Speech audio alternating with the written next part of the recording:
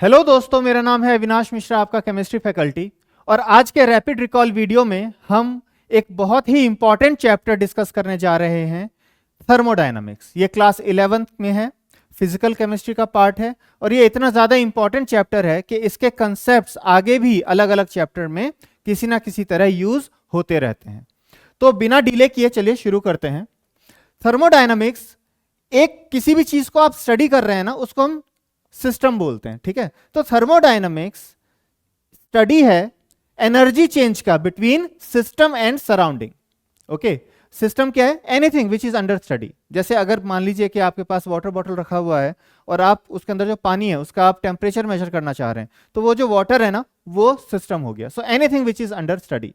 और सराउंडिंग वो रीजन होता है सिस्टम के अराउंड जो उनकी प्रॉपर्टीज को अफेक्ट कर सके। आप अभी किसी ना किसी रूम में बैठे होंगे, तो उस रूम का जो टेम्परेचर है वो आपके आसपास जो वाटर बॉटल है उसमें पानी के टेम्परेचर को भी वो अफेक्ट करेगा। क्लियर है? तो वो जो रीजन हो गया, ये जो रूम हो गया ना, वो उस सिस्टम के रिस्पेक्ट में आपका सराउंडिंग हो गया। एंड सिस्टम एंड सराउंडिंग को कंबाइन अगर हम कर दें तो हम उनको बोलते हैं यूनिवर्स। ऑलराइट, अब द बाउंड्री जो है, जो सिस्टम और सराउंडिंग को सेपरेट करती है, वो अलग अलग तरीके की हो सकती है, ठीक है। Depending upon that different types of systems have been defined. Okay, जैसे ओपन सिस्टम, क्लोज सिस्टम या आइसोलेटेड सिस्टम। ओपन सिस्टम एक ऐसा सिस्टम है जो सराउंडिंग के साथ एनर्जी और मास दोनों एक्सचेंज कर सकता है।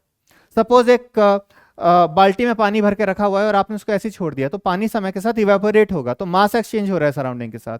और सराउंडिंग का टेम्परेचर वाटर के टेम्परेचर को भी अफेक्ट करेगा, तो मतलब एनर्जी भी एक्सचेंज हो रहा है सराउंडिंग के साथ। सो ऐसे सिस्टम को हम बोलते हैं ओपन सिस्टम, जो सराउंडिंग के साथ मास और एनर्जी दोनों ही एक्सचेंज कर सके।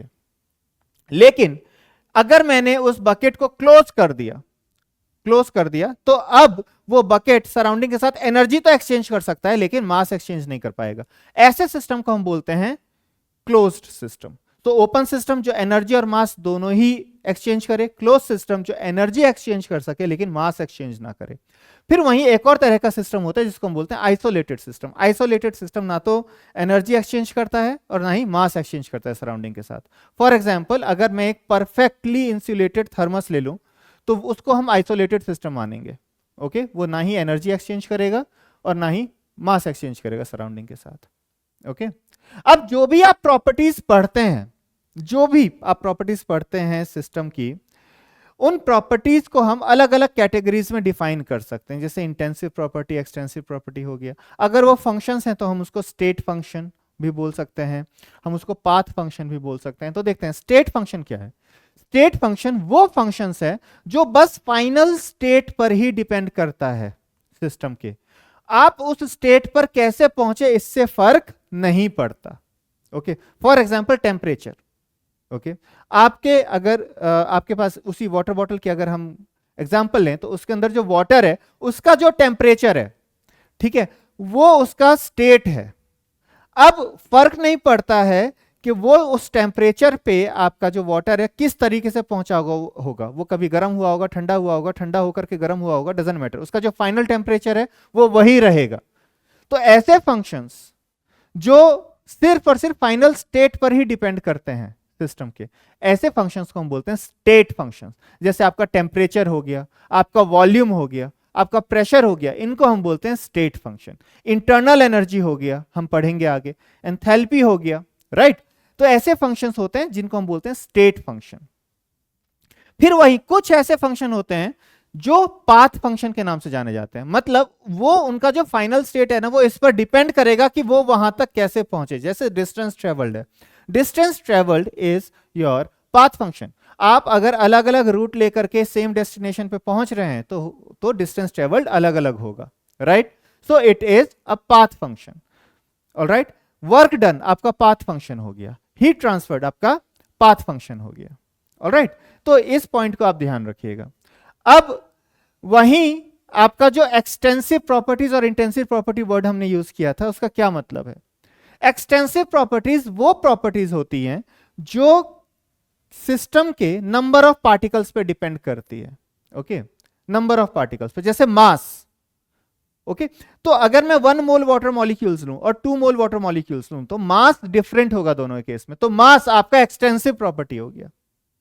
ओके वॉल्यूम आपका एक्सटेंसिव प्रॉपर्टी हो गया।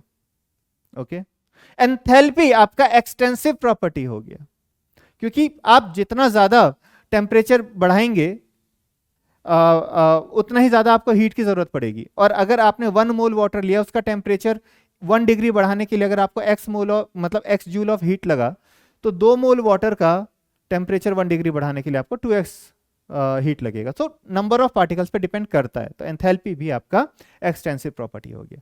लेकिन ऐसे प्रॉपर्टीज जो नंबर ऑफ पार्टिकल्स पे डिपेंड नहीं करते, उनको हम बोलते हैं इंटेंसिव प्रॉपर्टीज। जैसे आपका मोलर मास, आपके पास नाइट्रोजन गैस है N2, उसका मोलर मास कितना होगा 28 ग्राम पर मोल। आप कितना भी नाइट्रोजन गैस ले लो, उसका मास तो चेंज होगा लेकिन उसका मोलर मास सेम रहेगा। तो molar mass is an intensive property. Okay concentration is an intensive property. आपका मोलैरिटी इंटेंसिव प्रॉपर्टी है, राइट। आपका ईएमएफ, आप में से जितने लोग 12th में होंगे वो जानते होंगे EMF of cell, EMF concentration पे डिपेंड करता है, तो वो भी एक इंटेंसिव प्रॉपर्टी हो गया। ओके डेंसिटी आपका इंटेंसिव प्रॉपर्टी हो गया। ऑलराइट तो इतना आपको ध्यान रखते हैं। अब एक्सटेंसिव और इंटेंसिव को कैसे रिलेट करें, तो देखिए जहां पर हमारा पर यूनिट क्वांटिटी कोई आ जाती है ना, तो वो इंटेंसिव प्रॉपर्टी बन जाती है। जैसे मास आपकी एक्सटेंसिव प्रॉपर्टी थी, उसको नंबर ऑफ मोल से डिवाइड कर दो तो वो आपका क्या बन जाएगा, मोलर मास, तो वो आपकी इंटेंसिव प्रॉपर्टी हो जाएगी। एंथैल्पी आपकी एक्सटेंसिव प्रॉपर्टी थी, आप उसको नंबर ऑफ मोल से डिवाइड कर दो, राइट। अगर आपने 1 मोल लिया, x जूल की जरूरत पड़ी, 2 मोल लोगे 2x की जरूरत पड़ेगी, 3 मोल लोगे 3x की जरूरत पड़ेगी। लेकिन इन सभी हीट को अगर मैं नंबर ऑफ मोल से डिवाइड करता रहूं तो हमेशा x ही आएगा, तो आपका जो मोलर एंथैल्पी है वो आपका इंटेंसिव प्रॉपर्टी होगा। ओके अब यहां पर जो सबसे ज्यादा जो यूज होगा आपको वो होगा रिवर्सिबल प्रोसेस और इरिवर्सिबल प्रोसेस। इसके बारे में भी आपको जानकारी होनी चाहिए सो दैट हम आगे क्वेश्चन सॉल्व कर सकें। होता क्या है ना, जब हमें क्वेश्चन पूछा जाता है तो हमें यह जरूर पता होना चाहिए कि वो किस टाइप का क्वेश्चन पूछा जा रहा है, मतलब रिवर्सिबल प्रोसेस है या इरिवर्सिबल प्रोसेस है। दोनों ही केस में कंसेप्ट चेंज हो जाएगा, फॉर्मूले अलग अलग लगेंगे। ओके तो और एक और चीज, ये इंटेंसिव एक्सटेंसिव जो हमने पढ़ा है ना, ऐसा ज्यादातर देखा गया कि इंटेंसिव एक्सटेंसिव प्रॉपर्टीज पे क्वेश्चन पूछे जाते हैं। सो आपको ये भी जानकारी आपको होनी चाहिए, यही कारण है कि हम इसको डिस्कस कर रहे हैं अभी।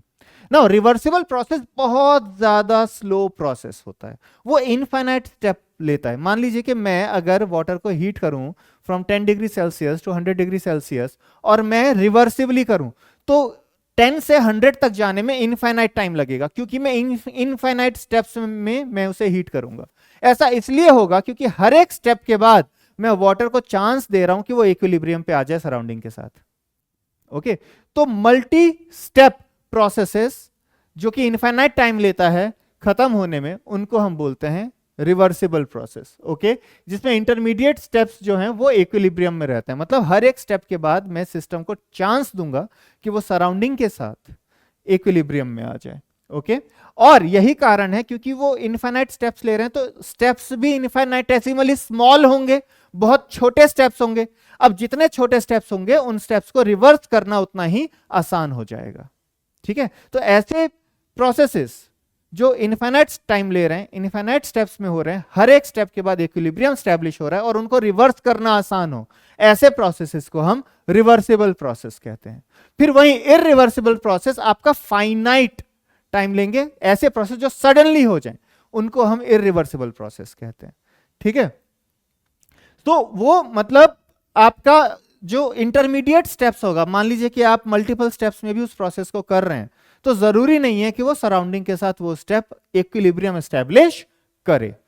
ठीक है अब जब वो इक्विलिब्रियम एस्टैब्लिश नहीं करेगा तो मतलब रिवर्स भी नहीं हो सकता वो स्टेप्स। ओके तो ज्यादातर केस में इरिवर्सिबल जो प्रोसेसेस होंगे वो रिवर्स नहीं हो सकते। ओके इसीलिए उनको इरिवर्सिबल प्रोसेस कहते हैं, इनफाइनाइट टाइम लगता है उनको होने में और मोस्टली वो सिंगल स्टेप होते हैं। ठीक है अब एक बात हमें ध्यान में रखनी है कि थर्मोडायनामिक इक्विलिब्रियम क्या है, क्योंकि जब भी कोई सिस्टम इक्विलिब्रियम में होता है ना, हम अलग अलग तरीके से इक्विलिब्रियम को जज करते हैं। एक थर्मल इक्विलिब्रियम होता है। थर्मल इक्विलिब्रियम मतलब जो आपका सिस्टम है ना, उसका टेम्परेचर चेंज नहीं हो रहा है, उसका टेम्परेचर फिक्स हो गया है। तो इसका मतलब क्या है, वो सराउंडिंग से जितना हीट एब्जॉर्ब कर रहा है उतना ही हीट वो गिव अप भी कर रहा है। ऐसे इक्विलिब्रियम को हम थर्मल इक्विलिब्रियम कहते हैं। अब एक होता है मैकेनिकल इक्विलिब्रियम, मतलब सारे के सारे फोर्सेस बैलेंस्ड हैं। केमिस्ट्री में हम फोर्सेस को प्रेशर के टर्म्स में हम पढ़ते हैं, तो प्रेशर बैलेंस्ड है हर डायरेक्शन में। तो इसका मतलब क्या है कि आपका जो सिस्टम है वो कोई मूवमेंट नहीं कर रहा है। तो ऐसे इक्विलिब्रियम को हम बोलते हैं मैकेनिकल इक्विलिब्रियम। और केमिकल इक्विलिब्रियम, मान लीजिए ए से बी जा रहा है तो बी से ए भी बन रहा होगा। एक ऐसा टाइम आएगा जब पूरा रिएक्शन इक्विलिब्रियम एस्टेब्लिश कर लेगा, मतलब ए जितना जा रहा है बी बनाने में उतना ही वो वापस भी आ रहा है, बी से ए बन रहा है। ओके, तो ऐसे इक्विलिब्रियम को हम बोलते हैं केमिकल इक्विलिब्रियम। और जहां कहीं भी ये तीनों equilibrium, mechanical equilibrium, chemical equilibrium, thermal equilibrium, जहां कहीं भी ये तीनों इक्विलिब्रियम मिक्स हो जाएं, मिल जाएं, उस स्टेट को हम बोलते हैं thermodynamic equilibrium. So remember, every thermal equilibrium may not be thermodynamic equilibrium, but every thermodynamic equilibrium is a thermal equilibrium, and so on with the other quantities as well. ठीक है, चलिए अब आगे देखते हैं कि जब हमने डिस्कस किया था कि थर्मोडायनेमिक्स में हम एनर्जी ट्रांसफर के बारे में हम पढ़ते हैं बिटवीन सिस्टम एंड सराउंडिंग, तो कुछ प्रोसेस तो होते होंगे ना जिससे वो एनर्जी ट्रांसफर हो रहा होगा। उस प्रोसेस को, जिस प्रोसेस से एनर्जी ट्रांसफर होता है सिस्टम और सराउंडिंग के बीच में, उन प्रोसेसेस को बोला जाता है या तो हीट या फिर वर्क। रिमेंबर, हीट एंटाइटी नहीं है, हीट एनर्जी नहीं है, हीट इज अ प्रोसेस। इसीलिए आप कहते हैं कि I am heating, because heat is a process, right. I am energising नहीं बोलते आप, right. So I am heating something, I am heating water, right. So because heat is a process. Okay, so आपका जो heat है ना वो process है thermal means से सिस्टम और सराउंडिंग के बीच में एनर्जी ट्रांसफर करने के लिए। और आपका जो वर्क होता है ना वो मैकेनिकल मीन्स से अगर आप एनर्जी ट्रांसफर करते हैं सिस्टम और सराउंडिंग के बीच में, ठीक है। तो हीट थर्मल मीन्स से एनर्जी ट्रांसफर होता है, वर्क मैकेनिकल मीन्स से एनर्जी ट्रांसफर होता है। तो हीट के केस में टेम्परेचर डिफरेंस देखा जाता है, ऑब्जर्व किया जाता है ज्यादातर, और मैकेनिकल तरीके से अगर आप हीट एनर्जी ट्रांसफर करें तो उस केस में मोशन ऑब्जर्व किया जाता है, ठीक है। अब आपको पता होगा work done is this integral of minus P D V, ये है आपका वर्क डन। ये कहां से आया है आपको पता है, force equals to F into D X, means D W equals to F into D X. Okay, F को मैं लिख सकता हूं पी इंटू ए, तो ए इंटू डी एक्स हो जाएगा डीवी। सो मैं वर्क डन को भी लिख सकता हूं P इंटू डीवी। अब एक बात याद रखिए, अगर कोई इरिवर्सिबल प्रोसेस है इसका मतलब यह है कि वो प्रोसेस सडन हो रहा है। इट मींस लार्ज डिफरेंस है सिस्टम और सराउंडिंग के प्रेशर में। अगर मान लीजिए सराउंडिंग का प्रेशर कम है तो सिस्टम एक्सपेंड करेगा। कब तक एक्सपेंड करेगा? जब तक वो एक्सटर्नल प्रेशर के बराबर ना हो जाए। और वहीं अगर एक्सटर्नल प्रेशर ज्यादा है तो सिस्टम कॉन्ट्रैक्ट करेगा। कब तक कॉन्ट्रैक्ट करेगा? जब तक वो एक्सटर्नल प्रेशर के बराबर ना हो जाए, ठीक है। अब इन सभी प्रोसेस में जो वर्क डन हो रहा है ना वो एक्सटर्नल प्रेशर के अगेंस्ट ही तो हो रहा है, राइट। वर्क डन आपका एक्सटर्नल प्रेशर के अगेंस्ट ही हो रहा है। तो इसलिए इरिवर्सिबल प्रोसेस के केस में work done equals to minus P external into delta V. आप ये लिख सकते हैं क्योंकि एक्सटर्नल प्रेशर कांस्टेंट ही है और integral of D V is delta V. So for irreversible process you can write W equals to minus P external into delta V। और रिवर्सिबल आइसोथर्मल प्रोसेस अगर है, अब रिवर्सिबल प्रोसेस के केस में क्या होगा ना कि pressure external is equal to the pressure of the system, right.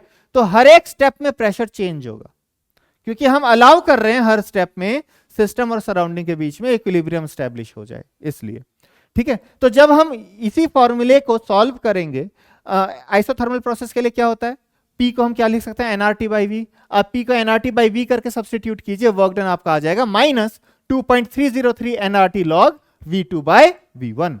अब आपको पता है P1 V1 equals to P2 V2 for isothermal process, तो हम क्या लिख सकते हैं, V2 अपॉन V1 को हम क्या लिख सकते हैं, minus 2.303 nRT log P1 upon P2। तो आपका रिवर्सिबल आइसोथर्मल प्रोसेस के केस में जो वर्क डन होता है वो होता है minus 2.303 nRT log V2 upon V1 equals to minus 2.303 nRT log P1 upon P2। ये फॉर्मूला आपको याद रखना है। अब एक बात सुनिए, अगर क्वेश्चन में कहीं पर भी लिखा हुआ है अगेंस्ट कांस्टेंट एक्सटर्नल प्रेशर, भले ही टेम्परेचर कांस्टेंट रहा हो थ्रू आउट, अगर लिखा हुआ है कांस्टेंट एक्सटर्नल प्रेशर, इसका मतलब यह है कि प्रोसेस इरिवर्सिबल है। आप ये वाला फॉर्मूला लगाएंगे, ये वाला फॉर्मूला नहीं लगाएंगे, क्योंकि वो प्रोसेस आपका रिवर्सिबल नहीं है। ठीक है, ओके। अब जो आपका आइसोकोरिक प्रोसेस होता है ना, आइसोकोरिक प्रोसेस वो प्रोसेस है जब आपका वॉल्यूम कांस्टेंट हो, और अगर आपका वॉल्यूम कांस्टेंट है तो डीवी का वैल्यू 0 हो जाएगा, मतलब कोई वर्क डन नहीं होगा। तो in case of an isochoric process remember work done is 0। और अगर आपका आइसोबारिक प्रोसेस है, वही प्रेशर कांस्टेंट है, प्रेशर कांस्टेंट है तो simply work done equals to minus P into delta B, जो आपका यहां पर भी वैसा ही आप इक्वेशन देख सकते हैं। अब ग्राफिकली अगर देखा जाए, जब आप किसी सिस्टम को स्टडी करते हैं, उसका प्रेशर और वॉल्यूम का चेंज, ओके, और अगर आप उसका ग्राफ बनाएंगे तो ग्राफ चाहे कैसा भी आए, अकॉर्डिंग टू दिस इक्वेशन हम ये बोल सकते हैं कि work done is nothing but the area under the curve, right. So जो भी कर्व बनेगा उसके अंडर का जो एरिया होगा वही है आपका वर्क डन। ओके, अब आप इस इक्वेशन को जरा ध्यान से देखिए, अगर एक्सपेंशन हो रहा है मतलब डीवी पॉजिटिव है, तो मतलब वर्क डन आपका नेगेटिव होगा। तो इस केस में देखिए आपका लो वॉल्यूम से हाई वॉल्यूम की तरफ जा रहा है सिस्टम, तो मतलब आपका एक्सपेंशन हो रहा है। तो एक्सपेंशन के केस में वर्क डन इज नेगेटिव, तो उस केस में हम क्या बोलते हैं, work is done by the system, मतलब सिस्टम वर्क कर रहा है। ओके, सिस्टम अपनी एनर्जी खर्च कर रहा है। Okay, so work is done by the system. और अगर कॉन्ट्रैक्शन हो रहा है ना, कॉन्ट्रैक्शन हो रहा है या कंप्रेशन हो रहा है, तो उस केस में डीवी इज नेगेटिव, क्योंकि वॉल्यूम कम हो रहा है, नेगेटिव होगा, negative negative will make positive, तो उस केस में work is done on the system और work done is positive. Remember this, so work is done on the system and work is done by the system in this case, in case of expansion, and in that case work done is negative, work done on the system, work done is positive। क्यों? क्योंकि surrounding work done कर रहा है system पे, तो surrounding system के अंदर energy transfer कर रहा है, राइट। तो अब जब एनर्जी ट्रांसफर कर रहा है तो कुछ चीज इंक्रीज हो रही है ना, तो वहां से आप इसको ऐसे करके याद रख सकते हैं। ओके, अब आपका इंटरनल एनर्जी क्या है, एक बात ध्यान रखिए, इंटरनल एनर्जी को हम यू से रिप्रेजेंट करते हैं, और आपके सिस्टम के अंदर जितनी भी एनर्जी है, चाहे वो किनेटिक एनर्जी हो, पोटेंशियल एनर्जी हो, वाइब्रेशनल एनर्जी हो, रोटेशनल एनर्जी हो, ट्रांसलेशन, कोई भी एनर्जी है आपकी, ठीक है, sum of all the energies contained within the system is called as its internal energy, उसी को हम इंटरनल एनर्जी बोलते हैं। ठीक है, और जो इंटरनल एनर्जी है ये टेम्परेचर पे डिपेंड करता है, so it is the function of temperature. Okay, तो टेम्परेचर के साथ साथ इंटरनल एनर्जी भी चेंज होती है, और अगर टेम्परेचर कांस्टेंट है तो इंटरनल एनर्जी चेंज नहीं होगी।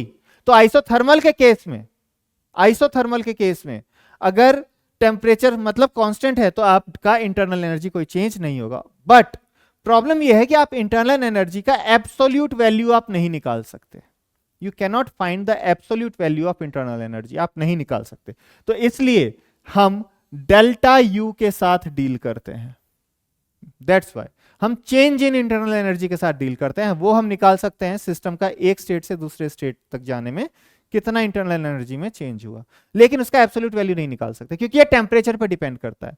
अब इंटरनल एनर्जी का अगर हमें एब्सोल्यूट वैल्यू निकालना है ना, तो हमें 0 केल्विन पे जितना इंटरनल एनर्जी है सिस्टम का वो हमें पता होना चाहिए, but we know that it is not possible to reach 0 Kelvin and therefore it is not possible to determine the exact value of internal energy, तो आप उसका इंटरनल एनर्जी नहीं निकाल सकते।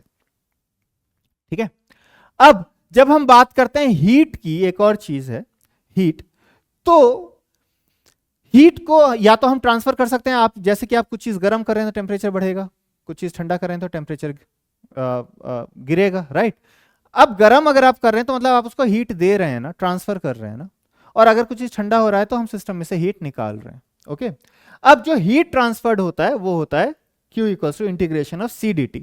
अब C क्या है? C है आपका हीट कैपेसिटी। हीट कैपेसिटी क्या होता है? It is the amount of heat required to raise the temperature of a system by 1 degree Celsius और 1 केल्विन। ओके, उसी को हम बोलते हैं हीट कैपेसिटी उस सिस्टम की। अब टोटल जो हीट कैपेसिटी है वो तो अमाउंट पे भी डिपेंड करेगा, जितना अमाउंट होगा उस पर डिपेंड करेगा। लेकिन अगर आप नंबर ऑफ मोल से डिवाइड कर दें तो वो जो आपको हीट कैपेसिटी मिलता है ना, उसको हम बोलते हैं मोलर हीट कैपेसिटी। और अगर आप उसको मास से डिवाइड कर दें तो जो आपको मिलता है उसको हम बोलते हैं स्पेसिफिक हीट कैपेसिटी। तो molar heat capacity is the amount of heat transferred to raise the temperature of 1 mole of a substance by 1 degree Celsius. And specific heat capacity is the amount of heat transferred to raise the temperature of a substance, to raise the temperature of 1 gram of the substance by 1 degree Celsius. आपका molar और specific जो heat capacity है ये आपका intensive property होगा। Clear है? वो आपका इंटेंसिव प्रॉपर्टी होगा। तो अगर मैं मोलर और स्पेसिफिक के टर्म्स में निकालना चाहूं हीट ट्रांसफर, तो मैं लिखूंगा n integration of Cm dt। Cm is molar heat capacity, okay, and this n is the number of moles. Understand? And यहां पर अगर मैं स्पेसिफिक हीट कैपेसिटी के टर्म्स में अगर मैं निकालना चाहूं तो ये होगा मेरा m into integration of Cs dt, मतलब m is the mass. Okay, this is what it is about heat transferred. Now CV, अब एक और चीज है, दो तरीके के और अलग हीट ट्रांसफर्ड हम स्टडी करते हैं। एक है आपका CV, एक है आपका CP। तो CV होता है heat transferred at constant volume, मतलब आपने वॉल्यूम सिस्टम का डिफाइन कर दिया, वो वॉल्यूम आपने कांस्टेंट ही रखा है। अब अगर आप कांस्टेंट वॉल्यूम पे हीट ट्रांसफर कर रहे हैं तब जो हीट कैपेसिटी सिस्टम की निकल के आएगी उसको हम बोलते हैं CV, which is the heat capacity at constant volume. CP is the heat capacity at constant pressure. अब आपने ओपन सिस्टम रखा है, ओपन सिस्टम रख दिया तो इसका मतलब क्या है कि आपने प्रेशर को कांस्टेंट कर दिया है। क्लियर है? अब जब प्रेशर कांस्टेंट हो गया तो उस समय जो आप हीट ट्रांसफर करेंगे सिस्टम को, वहां से जो हीट कैपेसिटी निकल के आएगी उसको हम बोलेंगे CP, मतलब heat transferred at constant pressure. Clear? अब आप देखिए, मैं एक चीज डिस्कस करता हूं यहां पे कि जब हम इंटरनल एनर्जी, हीट ट्रांसफर्ड और वर्क डन जब हम पढ़ते हैं ना, तो ये तीनों एक दूसरे के साथ रिलेटेड है फर्स्ट लॉ ऑफ थर्मोडायनामिक्स से। आपका फर्स्ट लॉ ऑफ थर्मोडायनामिक्स क्या बोलता है? Delta U equals to Q plus W। Delta U equals to Q plus W। अब आप सुनिए, अगर वॉल्यूम कांस्टेंट है, वॉल्यूम कांस्टेंट है तो वर्क डन 0 होगा, वर्क डन 0 होगा तो delta U equals to Q। तो मैं कह सकता हूं कांस्टेंट वॉल्यूम पे जो हीट ट्रांसफर किया है उसकी वैल्यू क्या है? डेल्टा U के ही बराबर है। और कांस्टेंट वॉल्यूम पे हीट ट्रांसफर जो करेंगे उसकी वैल्यू क्या आएगी? NCV delta T। क्लियर है? Because heat capacity at constant volume, right? तो यहां से डेल्टा U क्या निकल के आया? Delta U equals to NCV delta T। एक और टर्म है एंथैल्पी। क्लोज सिस्टम में जब हम हीट ट्रांसफर स्टडी करते हैं तो वो तो हम इंटरनल एनर्जी से हम स्टडी करते हैं, लेकिन जब आप बात करते हैं ओपन सिस्टम की, तो ओपन सिस्टम में आपका सिस्टम एटमॉस्फेरिक प्रेशर के अगेंस्ट एडिशनल वर्क करता है। तो उस समय जब हम हीट ट्रांसफर की स्टडी करते हैं तो एक नया टर्म इंट्रोड्यूस किया जाता है जिसको हम बोलते हैं एंथैल्पी। उसको रिप्रेजेंट किया जाता है H से, और H और U के बीच में रिलेशन है H equals to U plus PV। अभी हमने डिस्कस किया कि ओपन सिस्टम में जो हीट ट्रांसफर की स्टडी को हम बोलते हैं एंथैल्पी। तो मतलब अगर ओपन सिस्टम में हीट ट्रांसफर किया जाए तो उसकी वैल्यू क्या होगी? NCP delta T। उस NCP डेल्टा T को हम डेल्टा H बोलते हैं। Okay, delta H equals to NCP delta T, heat transferred at constant pressure. Okay, अब H और U एक दूसरे के साथ रिलेटेड हैं। कैसे? H equals to U plus PV। तो अगर मैं दोनों तरफ डेल्टा ले लूंगा तो क्या आएगा मेरा? Delta H equals to delta U plus delta PV। इसके क्या रेपरक्यूशंस होते हैं वो अभी हम थोड़ा आगे देखेंगे। अच्छा, अभी आपने देखा CP और CV के बारे में आपने पढ़ा। Cp और Cv एक दूसरे के साथ रिलेटेड हैं इस तरीके से, Cp minus Cv equals to R। अच्छा, यहां पर ये हम मोलर ले रहे हैं, एक बात ध्यान रखिएगा, मतलब ये हम मोलर Cp और मोलर Cv ले रहे हैं। अगर आप मोलर Cp Cv नहीं लेंगे तो हम लिखेंगे Cp minus Cv equals to Nr, where N is the number of moles. Alright, तो ये एक्चुअली हम मोलर ले रहे हैं तो इसलिए यहां पर R आया है। ये जो और Cp by Cv equals to gamma होता है। Gamma is a new term introduced, इसको हम बोलते हैं adiabatic ratio. Gamma is adiabatic ratio. अब एडियाबैटिक का क्या मतलब है? एडियाबैटिक वो प्रोसेस होता है जिसमें हीट ट्रांसफर जीरो हो जाए, मतलब कोई हीट ट्रांसफर ना हो। आइसोथर्मल प्रोसेस में, अब आप देखिए आइसोथर्मल प्रोसेस में हमने डिस्कस किया इंटरनल एनर्जी में कोई चेंज नहीं होगा, डेल्टा यू जीरो होगा। आइसोकोरिक प्रोसेस में डब्ल्यू जीरो होगा, और एडियाबैटिक प्रोसेस में Q जीरो होता है। ठीक है, ये एक ऐसा प्रोसेस है जिसके लिए PV to the power gamma constant है। जैसे आइसोथर्मल प्रोसेस के लिए P इंटू वी कांस्टेंट होता है, ऐसे ही एडियाबैटिक प्रोसेस के लिए P into V to the power gamma ये कांस्टेंट होता है। Is it clear? P into V to the power gamma ये कांस्टेंट होता है। ओके, अब मुझे पता है PV इक्वल्स टू nRT होता है। Now if I substitute pressure by temperature तो मुझे ये इक्वेशन मिलेगा, TV to the power gamma minus 1 is constant. And if I substitute volume by temperature तब मुझे ये रिलेशन मिलेगा, P to the power 1 minus gamma T to the power gamma equals to constant. ठीक है, बस ये आपको ध्यान रखना है। नाउ गामा, अब एक बात सोचिए, जो अलग अलग तरीके के प्रोसेसेस होते हैं तो अलग अलग तरीके के गैसेस भी होते हैं, राइट? अगर आपका मोनो एटॉमिक गैस है, मोनो एटॉमिक गैस, तो उसके लिए Cv मतलब मोनो एटॉमिक गैस अगर है आपका, तो उसके लिए Cv होता है 3R/2। अब आपको पता है Cp माइनस Cv क्या होगा? R, तो Cp क्या हो जाएगा?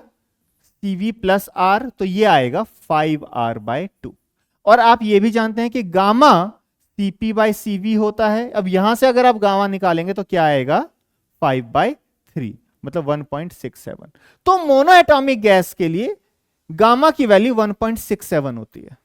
ओके, Cv का वैल्यू 3R/2 होता है। कहां से आया ये? आया law of equipartition of energy से, Cv का वैल्यू, और वहां से Cp आ गया है। क्लियर है? क्योंकि हमें Cp और Cv के बीच में रिलेशन पता है, और वहां से हम गामा भी निकाल सकते हैं। Is it clear? ठीक है, और अगर आपका लीनियर गैस है या डायएटॉमिक है, मैं डायएटॉमिक की बात करूं तो डायएटॉमिक के लिए Cv होगा 5R/2 और गामा की वैल्यू हो जाएगी 7/5 विच इज 1.4। ये है आपका डायएटॉमिक के लिए।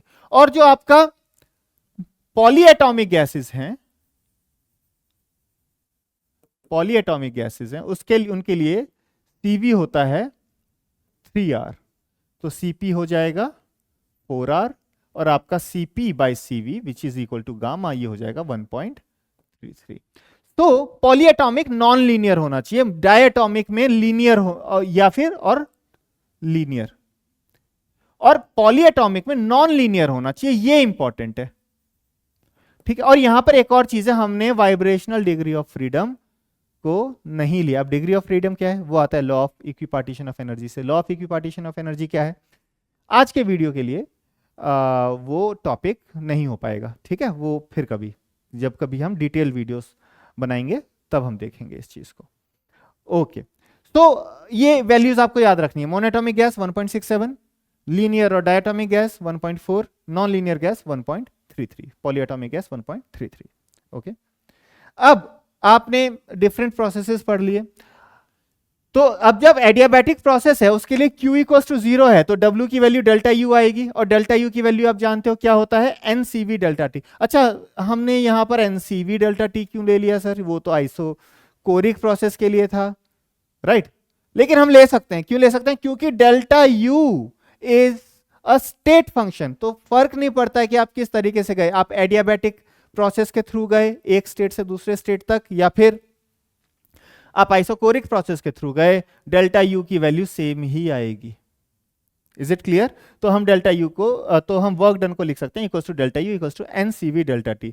अब CV जब हम इन दोनों इक्वेशंस को रिलेट करें तो हमारा CV निकल के आता है R अपॉन गामा माइनस 1।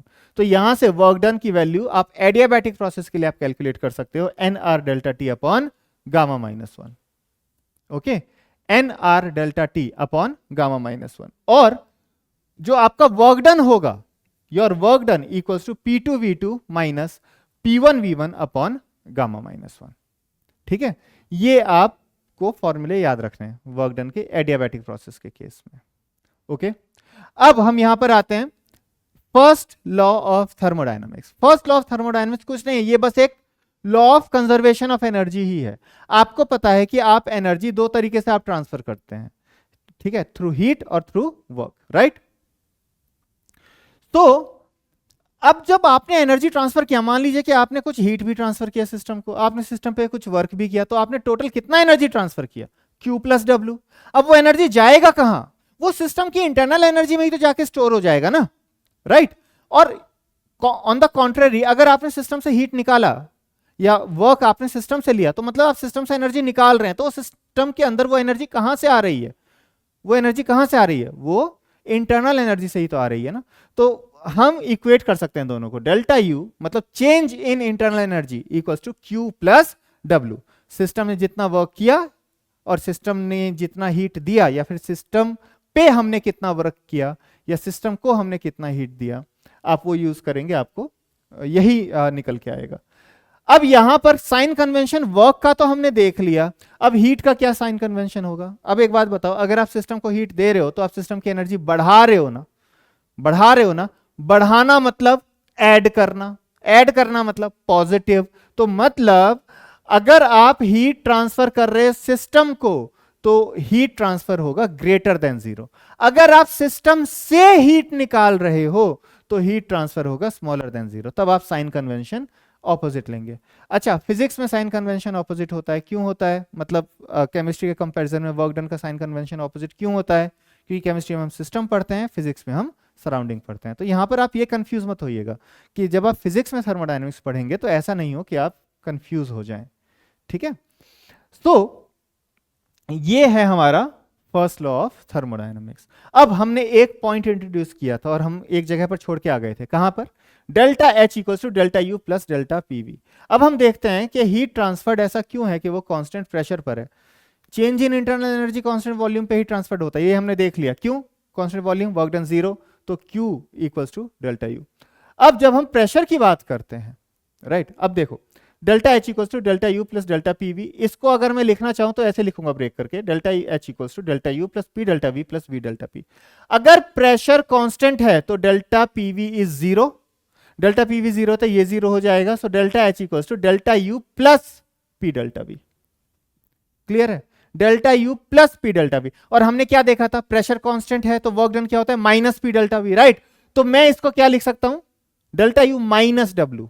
अब यहां से देखिए आप, डेल्टा U माइनस W क्या हो जाएगा? Q। तो ये कुछ नहीं है, ये Q ही है। P हमने क्यों लिखा? क्योंकि यहां पर प्रेशर कांस्टेंट था। क्लियर है? तो इसलिए change in enthalpy of the system is nothing but heat transferred at constant pressure. That is it. Is it clear? कोई दिक्कत है बताइए यहां पे? नहीं। अब मैं PV को nRT लिख सकता हूं ना। अगर मैंने PV को nRT लिखा तो ये मेरा डेल्टा H हो जाएगा delta U plus delta nRT। तो ये क्या बन जाएगा? अब देखो यहां पर ये हो जाएगा delta U plus delta nRT and nR delta T plus nR delta T। अब एक बात बताओ, अगर रिएक्शन हो रही है तो हम अज्यूम करते हैं कि वो कांस्टेंट टेम्परेचर पे हो रही है। अगर वो कांस्टेंट टेम्परेचर पे हो रही है तो delta T is 0, delta T is 0, इसका मतलब आपका इक्वेशन क्या बन गया? Delta H equals to delta U plus delta NG RT। हमने डेल्टा NG क्यों लिया? G मतलब गैस। जितने भी गैसियस मॉलिक्यूल्स हैं रिएक्शन में, आपको उन्हीं को कंसीडर करना है बस। ऐसा क्यों करना है? क्योंकि PV इक्वल्स टू nRT तो गैसेस के लिए ही होता है ना, और हम वही कंसेप्ट लगा करके इस रिलेशन पर आए हैं, इसलिए। अब अगर कोई फिजिकल प्रोसेस है, जैसे कि आप बस पानी गर्म कर रहे हैं, तो बस टेम्परेचर चेंज हो रहा है, नंबर ऑफ मोल चेंज नहीं हो रहा है। क्लियर है? तो उस केस में डेल्टा N 0 हो जाएगा। तो आपका इक्वेशन बनेगा ये, delta H equals to delta U plus nR delta T। बताइए, यहां तक तो कोई डाउट नहीं है? होपफुली आपको समझ में आ गया होगा। अब केमिकल रिएक्शन की अगर हम बात करें तो अगर delta NG greater than zero है, delta NG greater than zero मतलब मान लो कि ये रिएक्शन है PCl5 gives PCl3 plus Cl2, तो इस केस में डेल्टा एनजी क्या है? डेल्टा एनजी होगा आपका number of gaseous products minus number of gaseous reactants.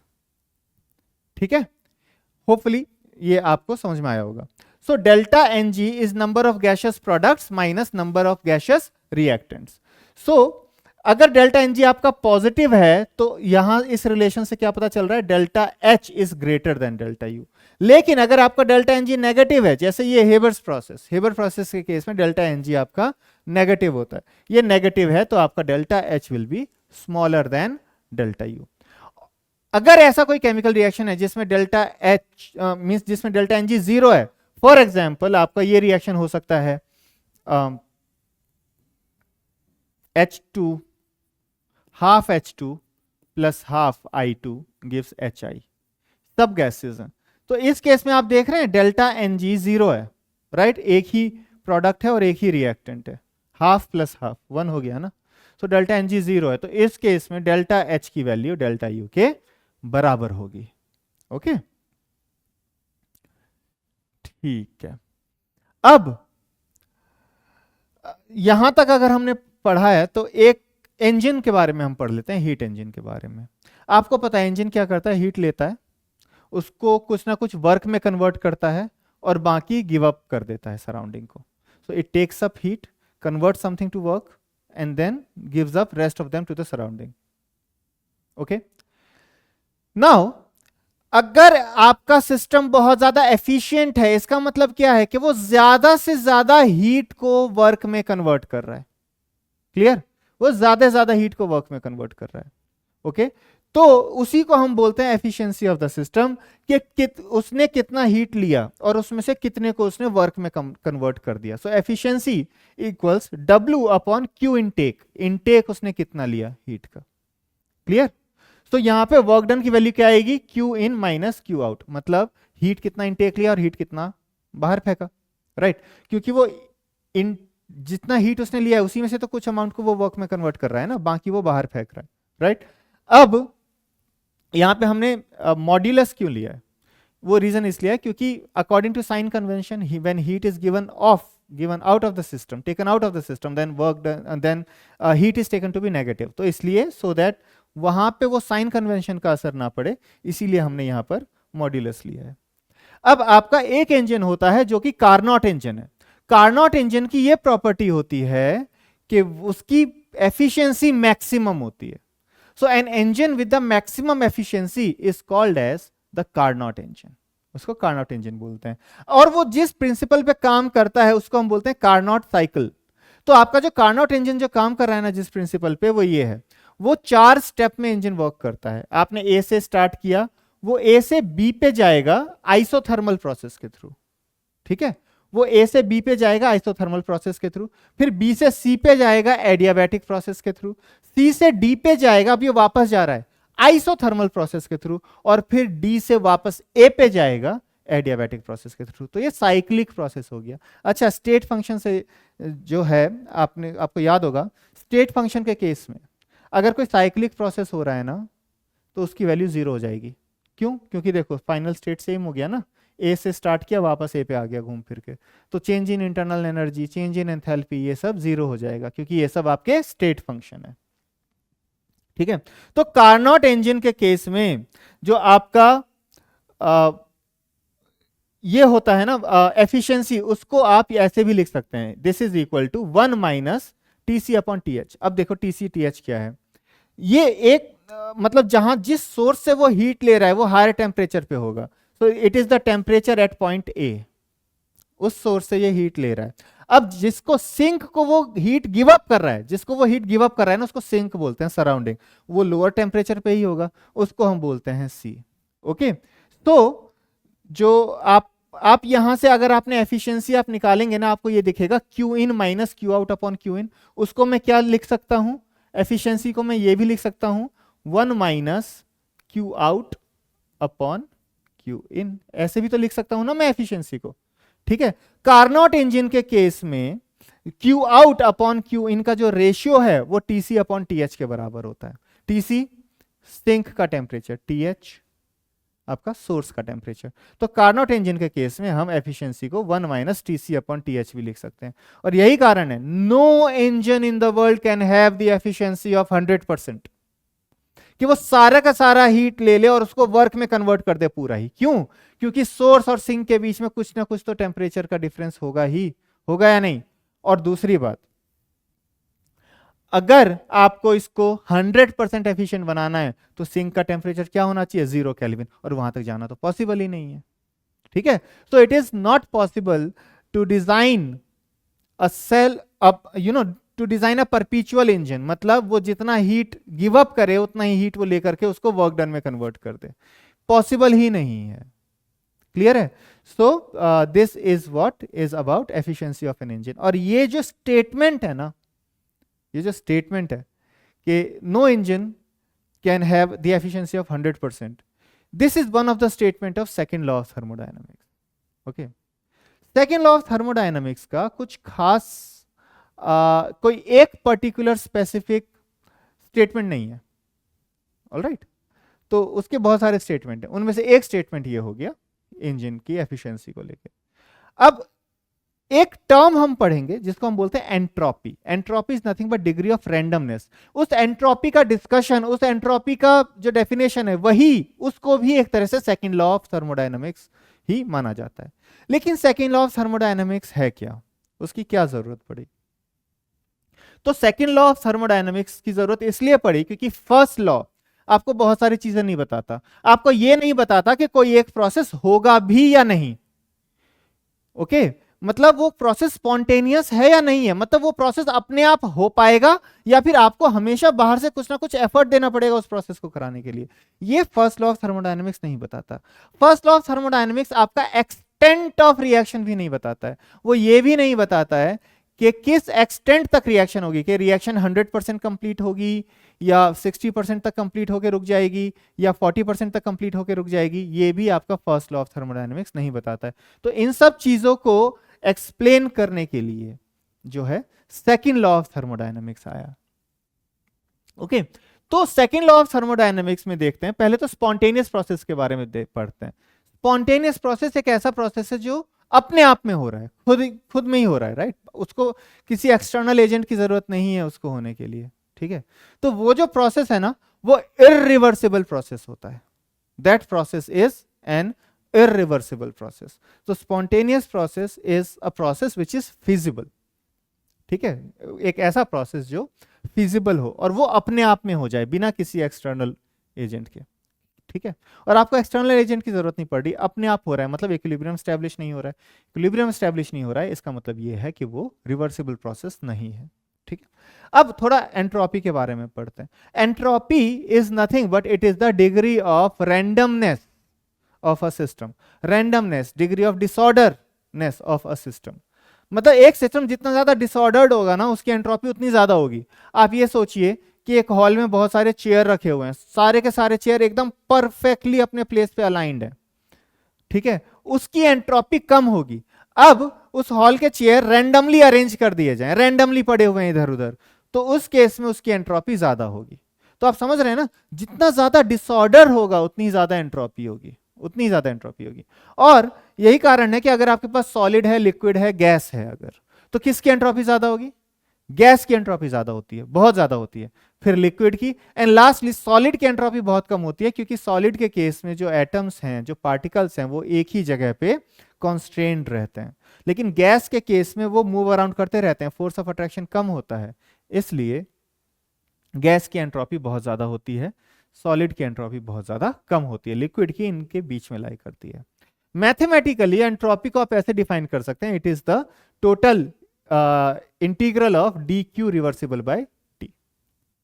ठीक है, अब जब हम बात करते हैं टोटल एंट्रोपी की, तो एक बात बताइए, आप सिस्टम के साथ डील कर रहे हैं, आप सराउंडिंग के साथ डील कर रहे हैं, आपने सिस्टम की एंट्रोपी काउंट कर ली, सराउंडिंग की एंट्रोपी काउंट कर ली, एंट्रोपी चेंज अगेन, तो टोटल एंट्रोपी चेंज क्या होगा? It will be the entropy change of system plus entropy change of surrounding. Okay, now the thing is, यहां पे हम एंट्रोपी चेंज के बारे में हम क्यों बात कर रहे हैं? What is this entropy change? Okay, क्या है ये? डायरेक्ट एंट्रोपी की हम बात क्यों नहीं कर रहे हैं? ऐसा इसलिए क्योंकि एंट्रोपी भी स्टेट फंक्शन है और वो भी बस टेम्परेचर पे डिपेंड करता है। ठीक है, एंट्रोपी को भी आप चेंज तो निकाल सकते हैं, बट इसका आप एग्जैक्ट वैल्यू आप नहीं निकाल सकते। एंट्रोपी का आप एग्जैक्ट वैल्यू नहीं निकाल सकते। ठीक है, स्पॉन्टेनिटी के लिए total change in entropy must be greater than और इक्वल टू जीरो। एक बात याद रखिए, in fact greater than zero. Reversible process के लिए एंट्रोपी जीरो होता है, इरिवर्सिबल प्रोसेस के लिए total change in entropy greater than zero होता है। तो स्पॉन्टेनिटी के लिए आपका जो एंट्रोपी मतलब if any process is actually taking place, in order for that process to take place your entropy change should be greater than और equal to zero. Clear है? Total entropy change. तो and for your spontaneous process your delta S total should be greater than zero। एक बात याद रखिए, तो irreversible process है तो स्पॉन्टेनियस है, उसका जो टोटल एंट्रोपी चेंज है वो ग्रेटर देन जीरो होना चाहिए। ठीक है, ये फॉर्मूला आप याद कर लीजिए, change in entropy of a system equals NCV ln T2 by T1 plus NR ln V2 by V1।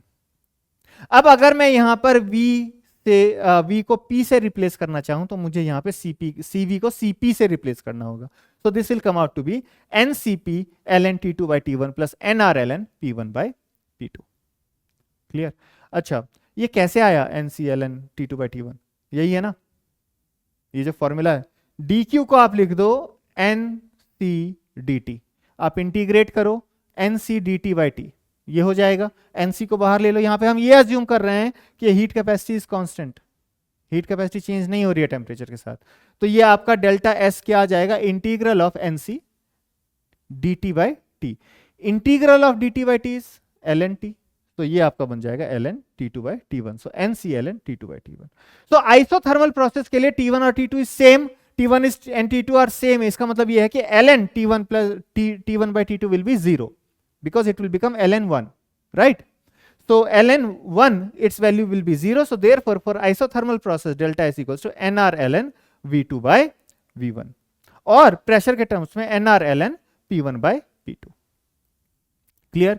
अब अगर आपका आइसोबारिक प्रोसेस है तो ये वाला आप फॉर्मूला देखिए, इस फॉर्मूले में P1 P2 सेम हो गया तो ये वैल्यू आपकी जीरो हो गई, ये वैल्यू जीरो हो गई तो आपका डेल्टा एस क्या बनेगा? NCP ln T2 by T1।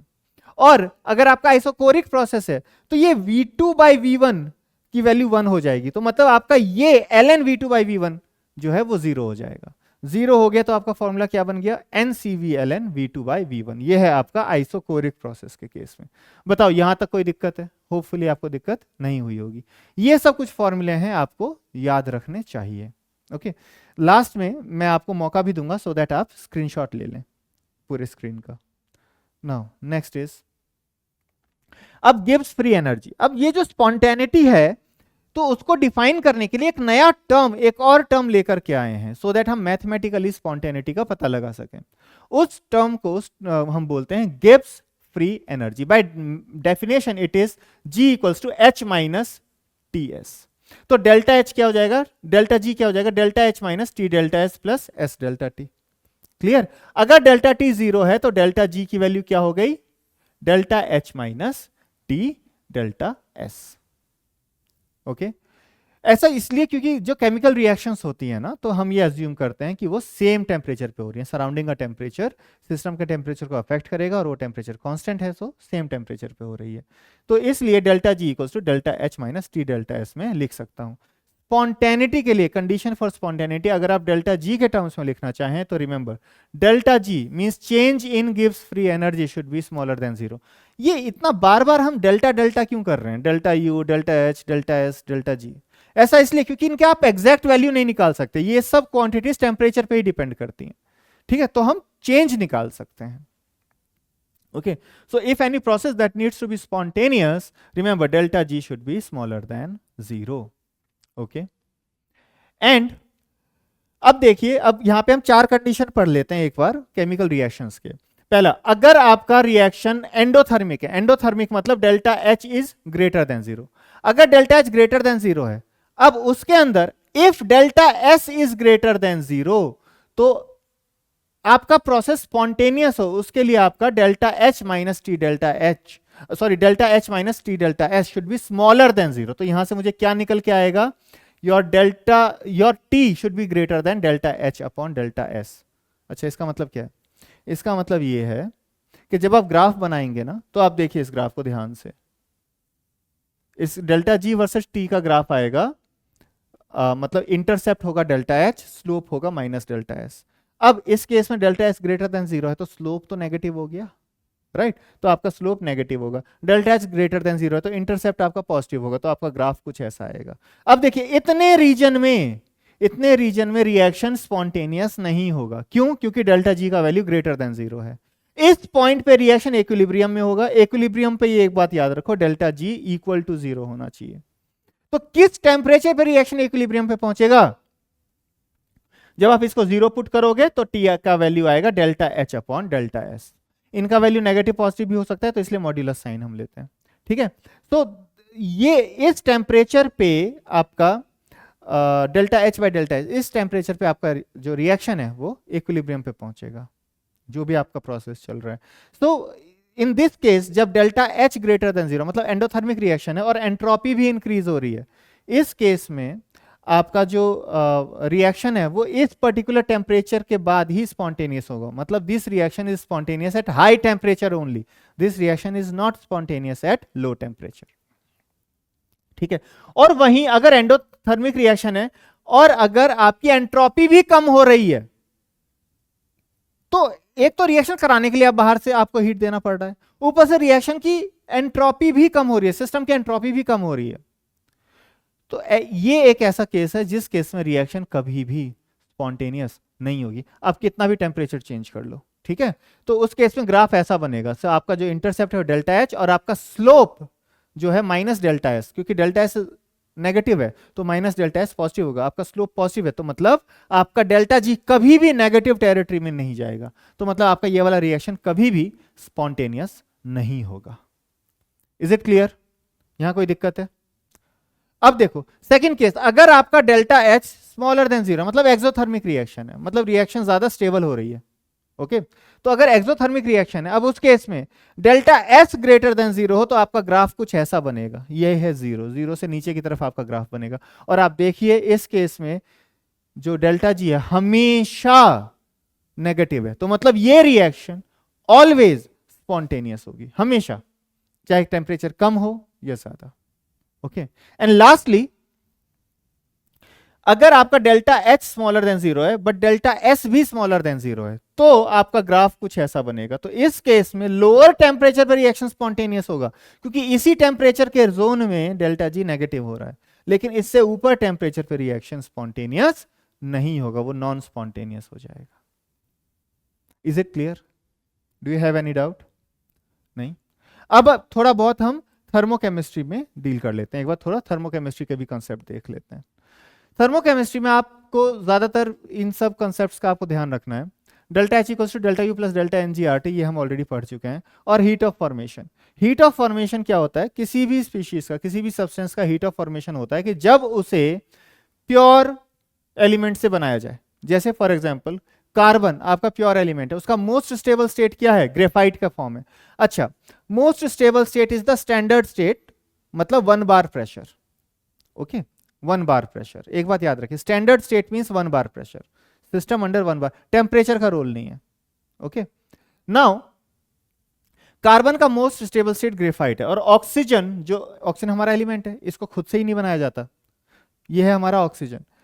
Oxygen gaseous form में ही एग्जिस्ट करता है 1 बार प्रेशर पे, अगर हम रूम टेम्परेचर की बात करें तो अगर आप कार्बन और ऑक्सीजन का यूज करके CO2 बना रहे हैं, तो जो एंथैल्पी चेंज होगा पूरे रिएक्शन के लिए, या तो हीट रिलीज होगी या हीट एब्जॉर्ब होगी, इस केस में हीट रिलीज होगी, तो वो जो हीट है that is called as heat of formation of CO2, that is called as heat of formation of CO2, ठीक है?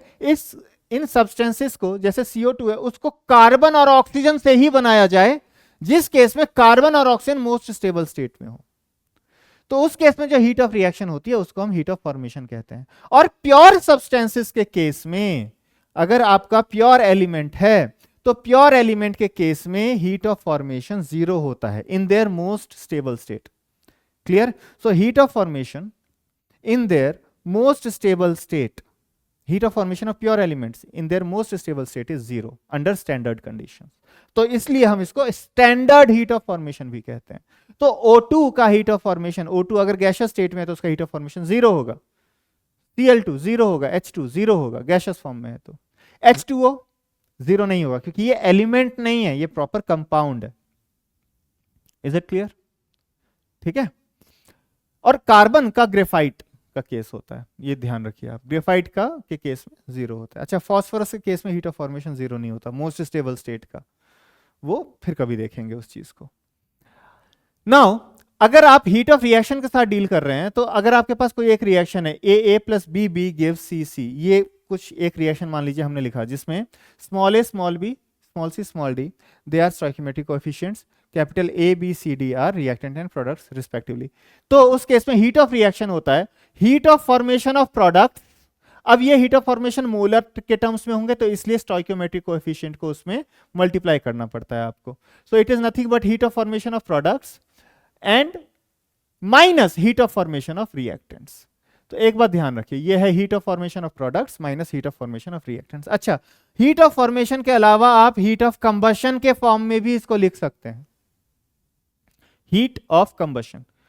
हीट ऑफ कंबशन इज के फॉर्म में अगर आप हीट ऑफ रिएक्शन को लिखना चाहें तो वो होता है total of heat of combustion of reactants minus heat of combustion of products. Clear? Heat of combustion of reactants minus heat of combustion of products.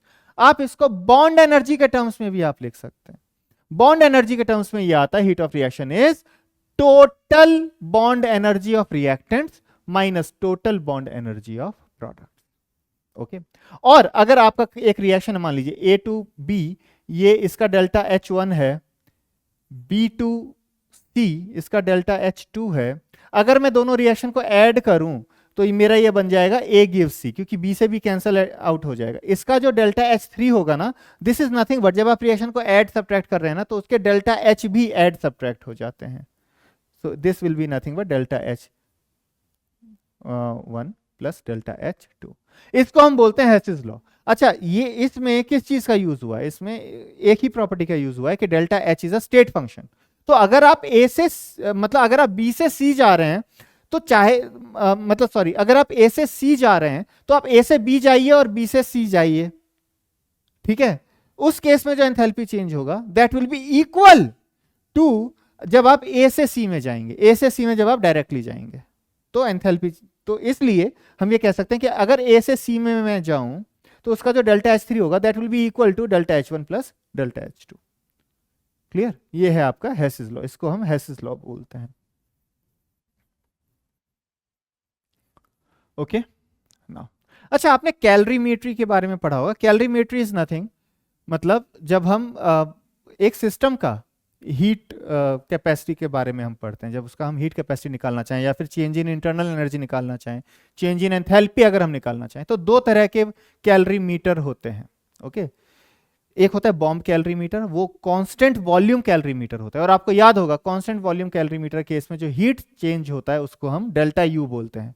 और एक होता है कॉफी कप कैलोरीमीटर, वो ओपन सिस्टम वाला कैलोरीमीटर होता है। उस case में हम जो हीट चेंज होता है उसको डेल्टा एच बोलते हैं। तो कॉफी कप कैलोरीमीटर के केस में जो आपका सी डेल्टा टी आएगा ना, वो डेल्टा एच देगा। और आपका बॉम्ब कैलोरीमीटर के केस में जो आपका सी डेल्टा टी आएगा वो आपका डेल्टा यू देगा। रिमेंबर, तो क्वेश्चन में अगर बॉम्ब कैलोरीमीटर गिवन है ना तो आप डेल्टा यू को लेकर के आप क्वेश्चन करेंगे, ठीक है। हो सकता है आपको वो डेल्टा एच निकालने के लिए दे, लेकिन अगर बॉम्ब कैलोरीमीटर दे रखा है आप डेल्टा यू करेंगे, फिर वहां से आप इस इक्वेशन का यूज करके आप डेल्टा एच निकालेंगे। कोई डाउट है यहाँ पे? नहीं? चलिए, तो हमने ऑलमोस्ट कवर कर ही लिया है।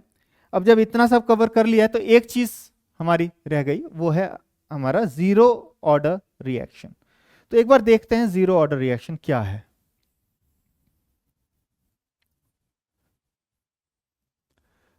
सॉरी, जीरो ऑर्डर रिएक्शन नहीं, my bad, zeroth law of thermodynamics.